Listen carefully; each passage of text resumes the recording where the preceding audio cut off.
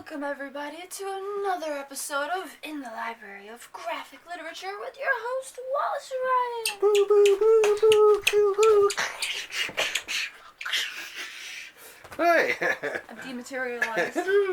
And yet rematerialized. Ooh. And of course, with our grand hostess, Luna. Yay! The mysterious Luna. So tell the people what they've learned here today with this show. So today, this is going to be the mentally illest of all episodes, where we're going to show the OG characters who were characterized, I guess, as mentally ill. Right from the start. Yeah. or and in some ways, some of the... And we actually did up the list and we were trying to think of what different illnesses some of these people would be classified for. Now, we didn't go for a lot of the easy ones, right? We skipped a lot of the easy ones. And we went for, I think, some cool ones. Mm. So, shall we get down to it? Okay. Okay, here we go. Our first number 10, and this was the only one I could think of right easily right off the bat to find this particular villain. And I know she's in here. Oh God, she's Erica Pierce. She was the head villain in the what was called the Unity crossover with Valiant Comics. She was his. They also called her Godmother, and she was going to take over the universe and remake it in her own way. I'm wondering if that had anything to do with that one episode of Rick and Morty. Oh, where there was like this Unity character. Well, it's funny when I heard that I thought of her. I thought of this right away. There she is. There anyway, and it's funny because she's just a plain looking person. They didn't have any fancy costume, but she'd gained the same powers as Solar, the Man of Adam, and but she, with me, she had delusions of grandeur. She thought she was gonna be, she was gonna be the mother god. She was going to recreate the universe in the way she wanted to see it made, right? Mm-hmm. So. And second up, we have. Oh, the Mental Man. Metal Man. Oh, Metal Man. But that's Dr. Magnus, actually, is the one in particular that we want to focus here. I'm not dyslexic. No. And, but with not as much, I guess he does appear in this, but especially in the later one, he loses his mind, I guess. In the old days, they just say having a nervous breakdown. It's hard to really say. It's just like he loses it all together and he becomes a threat to the Metal Men and that, right? This kind of reminds me of Silver Surfer and that. Oh yeah, well the Metal Men were cool because they were all different metals, and they had. That's where I learned about chemistry and all that. They all had like their symbols, like for gold and all that, and mercury, lead. But yeah. I don't think they can see from that far. Oh yeah. Anyway, but the guy who made the, and you can see him there, the Metal Man, Dr. Magnus, he always was, and I think you get that in some a lot of superheroes, supervillains. It's just general craziness. It's just like, out to conquer the world or whatever for some insane reason. With him, I think it was just the stress and all that was what caused Dr. Magnus to lose it. Stress will do that. It will. Now, next up, I actually picked this just to show one of the characters because we're gonna discuss two in one. This is a tie one actually. This is Joker and Harley Quinn. I picked this just because it's the first appearance of the Joker. Let's show it to them. And but yeah, the Joker. I don't know what. I guess the Joker. He's psychotic. He's a sociopath, as they like to call it. Gets pleasure out of hurting others. Yeah. He really does tick off a lot of boxes. Now Harley Quinn, they've attached in some sort of codependent type of relationship too. It's especially on the in the old cartoon series. She really screams borderline. Yeah. To a lot of people. Yeah, and he's also, he's abusive because he don't care about anyone either, right? And she just seems to go. Now with Harley, what is it with Harley? Is it borderline? Borderline, yeah. Yeah. Okay, I guess so. Yeah. Not schizophrenic. Like before, she was like borderline before. Okay, and then she went full blown in. Yeah. But I mean, geez, the Joker, he's just out and out. Like the one instance I think when I think about him and being psychotic was there, and it came in a later one in the '70s where he's standing in a subway station with his minions, and he's talking to one of them, and he just like, and the subway train is coming in, he just grabs one of his minions and throws him in front of the subway, right? How come Two-Faced wasn't in there on that list? Oh, he's somewhere on this list yet. But next up is Fantastic Four? Yeah, and in this one, it is the person that we think is, and I mean, geez, you can't get any more than him, was Maximus the Mad. I mean, it's even in the name, right? And Maximus, of course, he was a megalomaniac. It was all about him. He was going to take control. He was going to take control of the Inhumans of the world, or whatever, at any cost. Once again, he's like one of those classic, and I picked him because he reminded me of one of those classic villains going to take over the world, right? And of course, he always fails, right? Hey, go away! There's a cat trying to get in. There's a cat trying to get in. Yeah.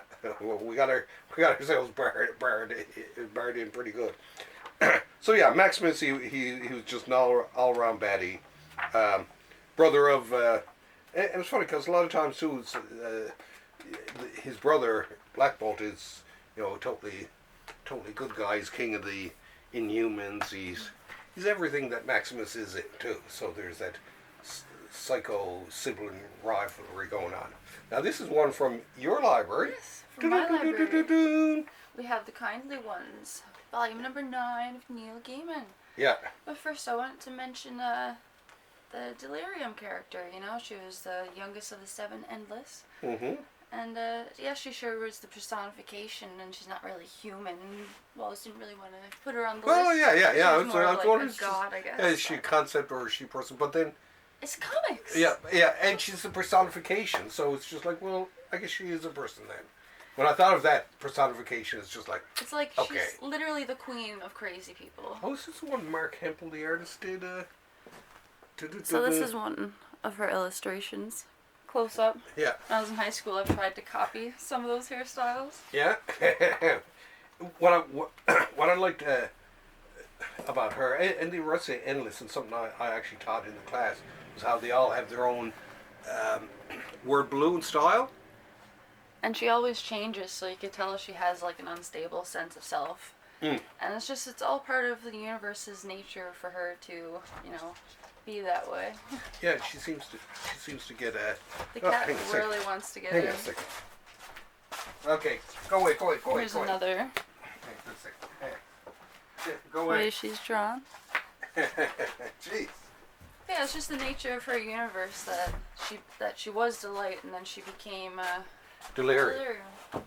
And what was it we thought about her? She's more of a.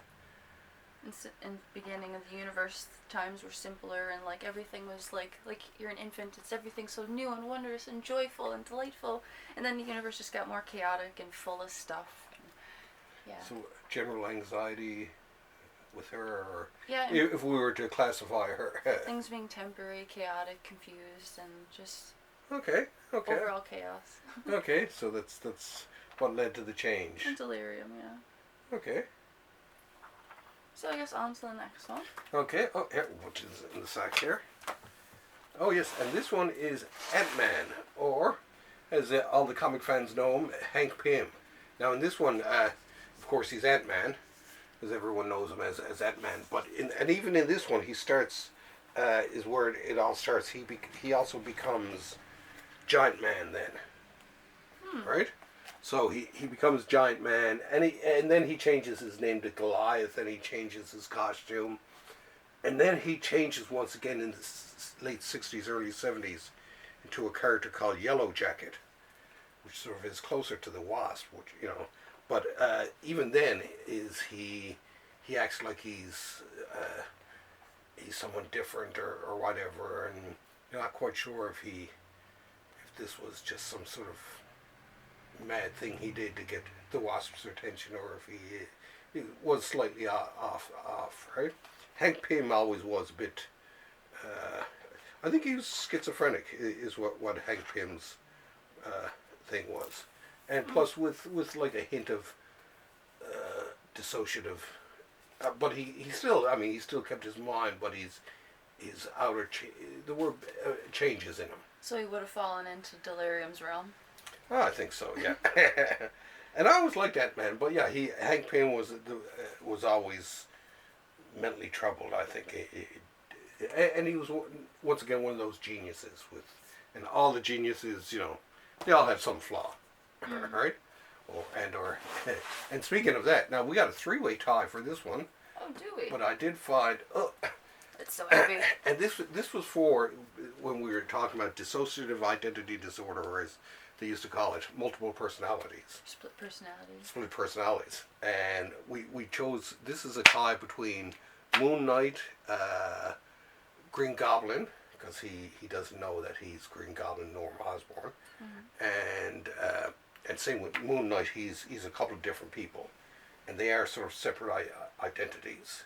And then another one is, and I couldn't find a comic for this because unfortunately they haven't done a hardcover collection, was a comic called Rose and the Thorn from the early 70s. And it's this woman who would, at night, she'd wake up and she'd dress up in this costume and go out and just kick ass all over the place, right? And it was really cool. And then she'd come back and she'd fall back asleep and wake up. And at night when she was the Thorn, she had brown hair and this green leafy-like costume. That was sort of a bit Poison Ivy-esque almost. But then when she'd come back, she'd take off her disguise and she'd have blonde hair. She was really meek and mild type of thing. Like really two different sides of the coin. And same with this guy. He just and they it didn't start out with it, but the more and more they got into it, the more and more they explored all his different identities, right? Mm. That he was like he's a cabbie in one of them. He's Mark Spector. Who isn't he, right? And this was actually a really good comic in the early 70s because the art was done by this guy Bill Sienkiewicz. There, more of these later ones here. And had some of the best covers back then. Well, of course, I can't seem to find one here now. Mm. But yeah, absolutely. So, just in terms of people wanting to read a good comic, check out this one. Anyway, I think it was Mark Hempel when we were looking at that. Pretty sure he was the one who did that, right? There's also another character in the Sandman I wanted to mention, Despair. Mm. Of course, she's the realm of she's the queen of despair, essentially, the goddess of that. I thought it was in this one, but it could be in my other one. Yeah, it might be in my other one, so I'll put her as an honorable mention. Okay, yeah, we'll throw her into the honorable mentions. Okay, throw me this book here, and this one is, okay, this is... Another Batman, and this is featuring... Two-Face, the end of Two-Face, which of course we all know it never was, right? Is this the one from like the 1940s? Yep, this would be in late 30s or early 40s probably, actually. Hmm. And he was one of the early, he was one of the early villains, Batman villains. But to me, he was one of the more interesting ones because of his very nature, as everyone knows his story, how he has his coin and he flips it to decide which way he's going to decide and all that, and he has, he really he is, especially too, has a split personality. But what I find interesting about him is the obsessive compulsiveness, is the flipping of the coin, and the coin decides whether he'll do something good or bad. So it's hard to say. It's just like, sure, he's a villain because when it goes bad, then it goes really bad. But if it goes good, then he's on your side and whatever. But fascinating character. I think just thinking of him as a split personality doesn't do him justice, right? Mm. And one of my favorite, appearances of Two-Face has been in any of the movies. Has been actually in the cartoon. I thought the cartoon had. That's how I know. Yeah, and I thought the cartoon did the best Two-Face ever, and he actually did some Two-Face stories in Batman Black and White up there, and he did one in particular where he gets out of jail and he has his face fixed up and he starts dating one of these twins and all that, and the story just goes down. One of them's good and one of them's evil, and it just goes downhill from there. So what do you have okay, for us here? our number 2 in the mental illness line here is, of course, Batman himself. I mean, come on, it's. I even when I'm talking to my students, it's just like, this is a guy who's seen his parents shot right in front of his, as a young person, right in front of his eyes and all that, and die. Very traumatic, right? And he basically goes out and he dresses up in like a bat, and he goes around crippling people essentially, right, at night, dressed up like a bat. So I mean, if that isn't having issues, I don't know what is, right? Some serious parent issues there. Yeah, I mean, we all like Batman because he's the Batman and all that, but when you think about him seriously, it's just, and I love Batman. He's one of my favorite, but it's just like, yeah, what is it? Is it anger issues? Is it trauma or is it just he's out there Living vicariously through a bat? Yeah. And he's out there kicking ass like a bat would, and taking names, right? Or he wishes he got bitten by a radioactive spider. Or radioactive bat, maybe. That's what I meant to say. oh, okay. But yeah, he. I mean, everyone. There's always talk about the psychological implications of Batman, and from the vigilante side of him, everything like that is, the grief, the mixture of grief. So this is what cool. It makes him a more complex character, because if he was perfectly sane and had no problems whatsoever, like he does for a while in the late 40s and 50s and all that, when they clean him up for the kids and all that, as opposed to in the late 60s when they return him to his roots and he becomes a troubled avenger of the night type of a Dark Knight again, which makes him a more interesting character. Did he ever visit Arkham Asylum, I wonder? Oh yes, many times.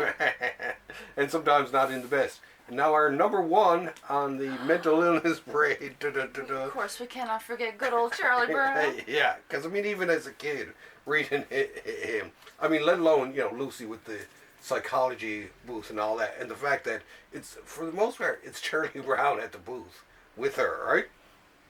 And the fact that poor old Charlie is, and he even says it, he's depressed, right? And I can remember even as a kid reading about it and all that, and in a lot of ways I really didn't get it until I got older and older and realized, really what they were talking about in terms of Charlie Brown suffering from depression. Well, and then there were other ones too. You have, in terms of the strip, you have Lucy, who obviously has anger issues, right? And Pigpen. Pigpen, yeah, exactly. It's like a water phobia. Yeah, and Schroeder, I guess, is obsessive compulsive, if there ever was one. Snoopy's about the sanest person in the whole gang, I think, right? He has a pretty overactive imagination. I don't know. Well, yeah, that's true, but but he's a dog. Magnus playing on top of his doghouse. And Linus, of course, he has a security blanket, so we won't even go there, right? But yeah, it was. I can even remember as a kid, and then, like I say, growing up, and I can even remember hearing some people say, "Oh, they didn't like Charlie Brown because of the." They thought the kids were mean in it and stuff like that. It's just like, well, you know what? Kids are mean, right? When you hear some of them, they don't intend to be mean, but they are mean, right? Figure we show this off. We've managed to get it out of the packaging after. Oh, yes. I like it. The resemblance to Wallace is uncanny. I think so, too. Oh, get the bad phone. Ding, ding, ding, ding, ding, ding. Oh no. Hello? Hello? Oh, it's not working. Ding, ding, ding, ding. Are you still there? Oh, it's Dennis. I think you gotta answer this. Okay. Hey, how's it going, Dennis? Yeah, we're gonna have a few problems there. Yes, but not too long. Okay. Technical difficulties. Bye. Yes, there will be some technical difficulties, so it's going to be maybe a week or two until, hopefully not that long, until Dennis and I get back in the air, because my computer died, which has a lot of our systems are down. Yeah, our systems are down. But unfortunately, the camera is not attached to them, right? And I do have a laptop which I use to actually download these, but it's an old one and it doesn't have any capability for recording really, right? So anyway, stay tuned. Keep an eye on it. That being said, geez, we've been getting a lot of hits lately, and so tell all your friends about it. Share and subscribe too. Yeah. Yes, hit the subscribe as much as you can, and God only knows what's our next theme actually. You can't tell the people all the themes. Okay, but what's our next theme? No, secret. No. Okay, secret. Okay, we do have some themes coming up though. I have only one new book in the stack. Now, of course, I gotta pick up maybe at least another book or two, so we can do a new book show too, right? It'd be for your birthday, so. Yes, exactly, because my birthday is coming up. So you can send presents too. Anyways, thanks for having us over. We love you. Bye. See ya.